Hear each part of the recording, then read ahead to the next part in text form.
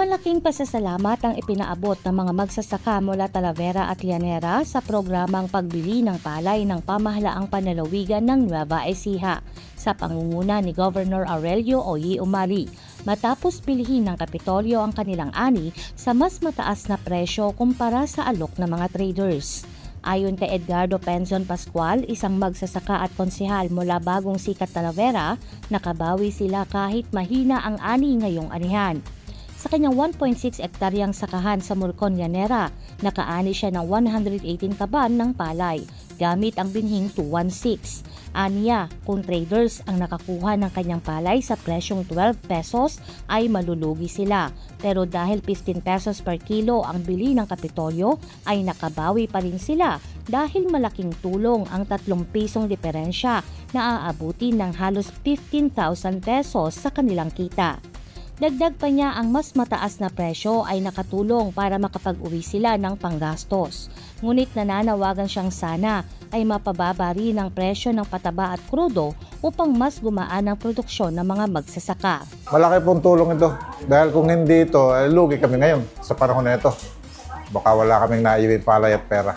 Mabuti na lang po at andito ang ating mahal na Governor Umali dahil natulungan kami sa 15 pesos na pamimili ng aming palay bawat kilo. Mapakalaking tulong po ito. Maraming salamat po, Gob. Samantala, si Herbert Pimis ng Murcon, Llanera na nakaani ng 147 kaban mula sa kanyang 1.4 hektaryang palayan ay nagsabing nakatulong ang presyo ng Kapitolyo na 14 pesos and 50 centavos bawat kilo upang makabayad siya ng utang at may pang-grocery para sa kanyang pamilya. Sa kanilang lugar daw kasi ay tinatawaran ng traders ang kanyang palay sa halagang 9 pesos per kilo. Mga traders po namin yun tinatawaran ng 9 hanggang 11. Buti lang po dumating si classifier na aprobahan. Nakuha po ng mataas. Kung wala po ang PFC, baka po masakit ang ulo namin ngayon. Kaya po ngayon nagpapasalamat kami sa inyong proyekto para sa aming magsasaka. Maraming pong salamat. At hindi na po makakabili ng low sorted ngayon.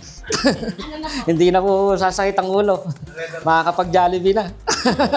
Para naman kay Manny Montoya ng Matingkis, Talavera na may 3.5 hektaryang sakahan, malaking bagay ang pagkakaiba ng presyo ng Kapitolyo sa mga traders. Kung sa traders aniya ay nasa 9 pesos hanggang 12 pesos ang tawad sa kanilang palay, binili ito ng Kapitolyo ng 15 pesos kada kilo.